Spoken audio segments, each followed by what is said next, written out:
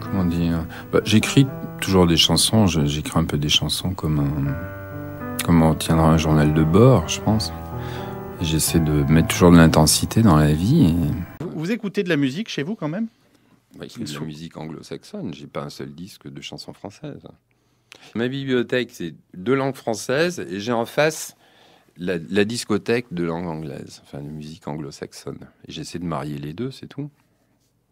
Je crois que là, vous venez de donner une très bonne définition de Jean-Louis Burat. Oui, qui essaie de mélanger les deux. C'est ça. Ouais.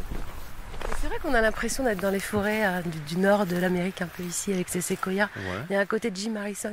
Ouais, voilà, moi qui suis aussi très... Cow-boy. Toujours déguisé en cow-boy. Bien compris. À l'époque, j'étais cow-boy à mort. Enfin, c'est après, quand on va aux États-Unis, après, quand on voit les connards de cow-boy, je me sens évidemment comme tout le monde du côté des Indiens. Je me demande qu'est-ce que c'est cette manie cow-boy. Peut-être parce que maintenant, je vois bien que ce que c'est que de devenir des Indiens, quoi. Je le sens ici quand même beaucoup. Le vrai chef cow-boy, c'est Trump maintenant. Ouais. On voit le général Custer, cet abruti, il revient en Trump, quoi. Ouais. Les agriculteurs, les artisans, ce sont les Indiens. Les agriculteurs surtout. Les agriculteurs. Ouais, les agriculteurs. Les vieux de la vieille.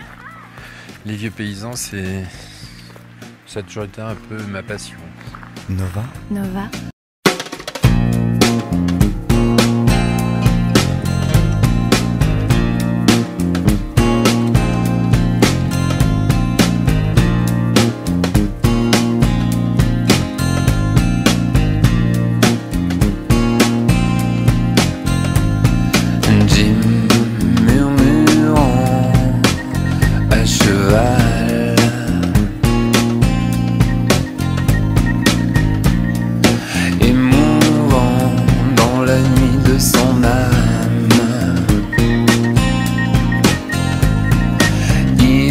Comme une tige que le monde étonne, puis pris de vertige sous la grande étoile où il vit.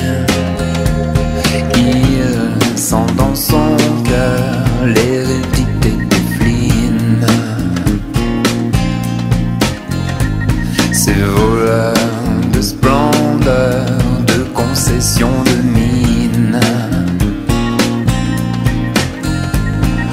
entre Prince et Spring sur le grand domaine,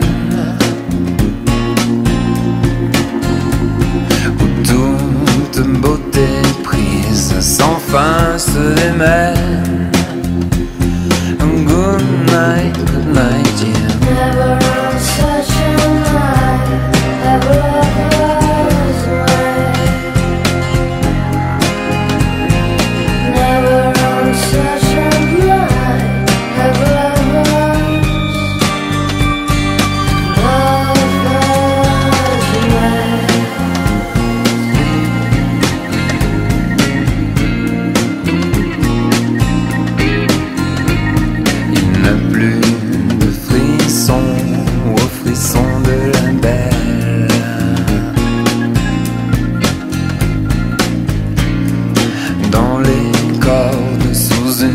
Surhumaine, quel est ce mystère, mais que font les dieux sur ce carrousel d'orgueil et de feu où on vit? As-tu vu manquer ton âme? As-tu vu manquer? As-tu vu manquer ton âme? As-tu vu manquer?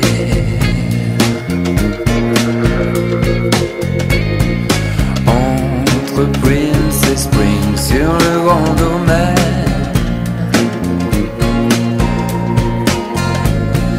Jim murmurant, aimant criminel.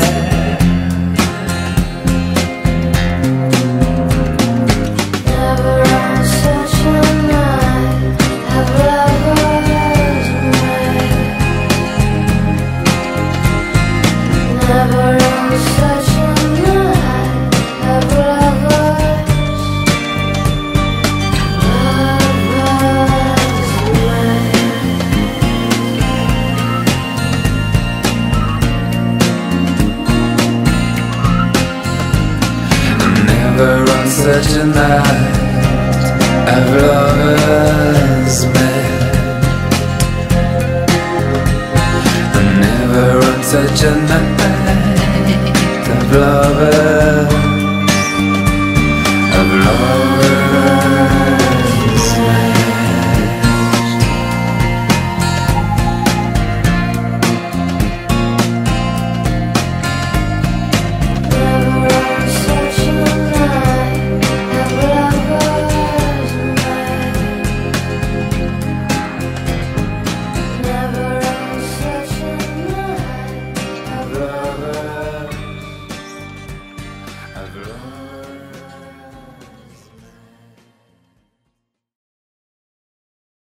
Je disais dans une entrevue que la réalisation de l'album aux États-Unis vous avait donné beaucoup confiance en vous.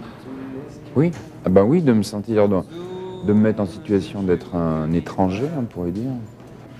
Non, mais c'est vrai que de s'expatrier et de se mettre en situation d'être un étranger, et puis d'avoir quelque chose à faire ou d'essayer de faire quelque chose, et si on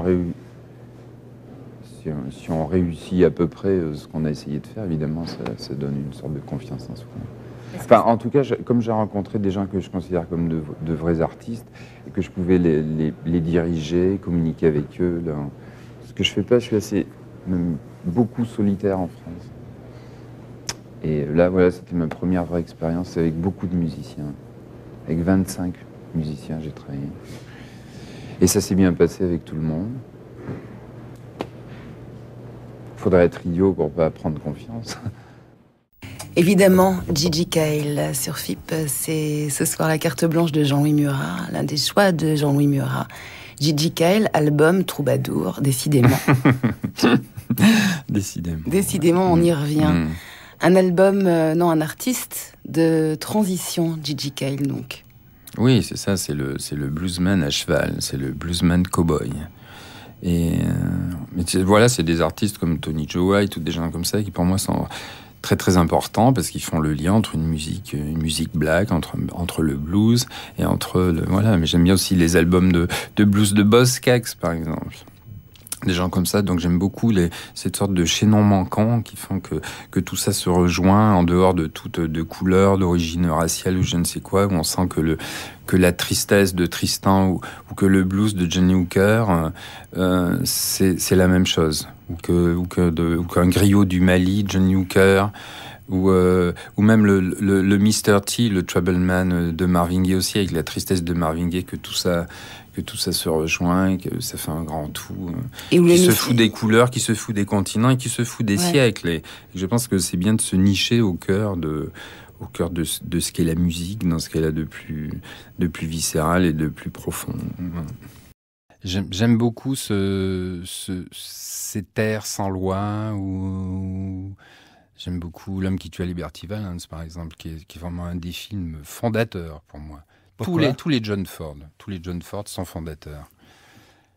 Parce que je trouve que ça exalte des qualités premières qui me plaisent beaucoup. Et à la fin, John Ford réalise Les Cheyennes, justement, qui est un film hommage aux Indiens qui ont eu le mauvais rôle dans la plupart de ses films. Mais à la fin, il dit la vérité. Mais toujours. Il est Dario Bravo, il est toujours du côté des Indiens. Si on regarde tous les John Ford, en fait, il est toujours du côté des Indiens. Et l'intermédiaire, à chaque fois, c'est John Wayne qui fait l'intermédiaire. John Wayne maîtrise toujours les langues de toutes les tribus, comme John Ford maîtrisait ces langues-là d'ailleurs. Et Custer et l'image de l'épouvantable homme blanc, c'est Custer. Donc ça, j'aime beaucoup ça chez John Ford. Je déteste l'image de Custer. J'aime beaucoup les Indiens, mais j'aime beaucoup le cow-boy justicier. J'aurais pensé que... Ça vous embouche un coin. Non, du tout. Non, je me disais, tel que j'imagine la cosmogonie de Jean-Louis Murat, il pense que le showbiz, l'industrie du disque, c'est la cavalerie et que lui, il est l'Indien qui résiste tout seul au milieu des grands espaces. Et pas du tout, en fait. Non, pas trop. Ou alors si, on pourrait trouver l'analogie avec l'esprit de conquête.